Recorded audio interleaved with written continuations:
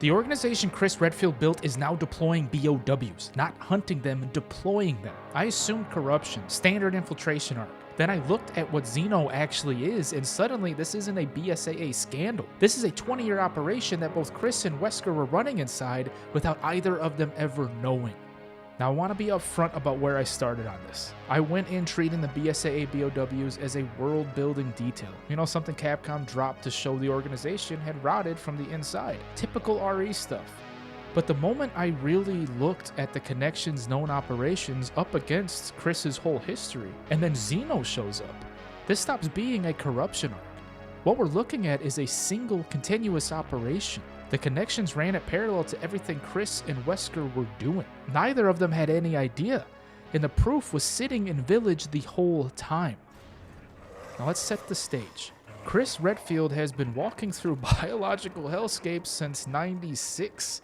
The Spencer Mansion, Rockford Island, Ouroboros exposure in Africa, prolonged contact with the mole during the Dolby incident, Megamycete territory in Eastern Europe, not to mention the slew of missions we don't even know about.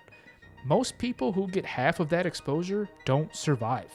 Chris gets all of it and walks away every single time. His immune system is the furthest thing from normal. By every measure we have, it is exceptional. And here's the thing about exceptional people in this franchise. They get noticed. And in a world where organizations like the Connections are building the next generation of BOWs, they get used. I mean, just look at what RE5 tells us by how Wesker saw Chris. Not as a threat, as an obsession. A mere human who kept surviving encounters that should have ended him. Wesker marveled at it out loud. He couldn't explain it. And a man who dedicated his entire life to biological perfection, who watched Chris walk through Ouroboros exposure that would kill anyone else, that man was making mental notes whether he wrote them down or not. Wesker saw a rival. The Connection saw a resource. Same observation, completely different conclusion. Now we all remember how RE5 ended. The volcano, Chris puts Wesker down. End of story, right? Well, that's what everyone assumed, and for years, that's where the conversation stopped. Wesker's dead, his plans died with him, let's move on.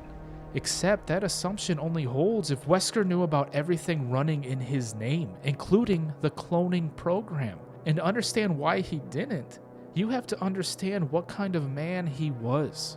See, Albert Wesker had a god complex, not a character flaw, a load-bearing piece of who he was. The man believed he was the next stage of human evolution. He didn't collaborate, he didn't share power, and he certainly didn't make copies of himself. A god doesn't need a backup. So when a man appears, looking like him, moving like him, carrying the same motives as him, decades after his death, there's only one explanation that holds up, and the Connections didn't ask permission. They were orbiting Wesker the same way Wesker was orbiting Chris. Watching, collecting, running parallel research he had zero visibility into. And as long as Wesker was alive, his god complex was the leash. He would have destroyed anyone who tried to duplicate him. That is his character. His death removed the one obstacle stopping the Connections from using his DNA freely. The most dangerous man in Resident Evil history, and they treated him like a resource. Now that brings us back to Zeno. He changes the whole equation, because before Village, the cloning conversation was theoretical. After Zeno, it's confirmed fact. The Connections took what they needed from Wesker and they built someone out of it. Now we already know Wesker never sanctioned this. His god complex made that impossible. So Zeno has nothing to do with Wesker's plans. No, Zeno is evidence of what the Connections did the moment that leash came off. That means the capability existed. The willingness existed. Now the only question is who else they used it on. Now we flip the lens onto Chris. Same organization and operation, just different person. Think about where this man has been. Africa, Eastern Europe, Louisiana, a village in Romania that doesn't officially exist. Every single one of those locations had active Connections involvement nearby. Bioweapons being tested, mole samples being harvested. And Chris kept walking through it all. Bleeding through all of it, surviving all of it.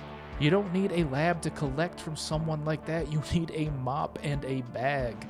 The man left a trail across 15 years of active combat zones, and the connections were already operating in those exact spaces.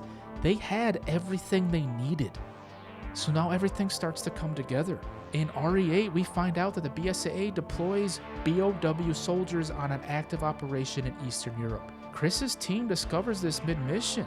Now look at how he reacts. This is not the reaction of someone surprised that a corrupt organization is using biological weapons. Now this is the reaction of someone who recognizes something. But why Chris specifically? Because they didn't just need a strong template. They needed one that wouldn't break. Again, I know I keep talking about it, but look at what this man has walked through.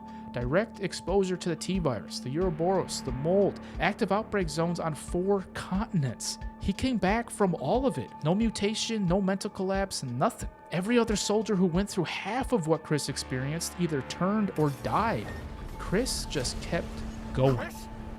That goes way beyond toughness.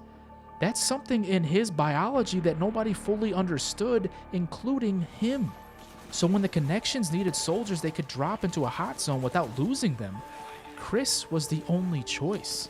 Clone him, and yeah, you get a stronger weapon, but more importantly, you get a weapon that survives the environment it was built for.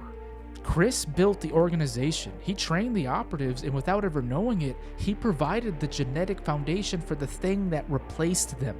The BSAA was way more than just infiltrated. It was farmed. You read me, sir? But here's what none of that tells you. If Chris finds out, what does he do with that information?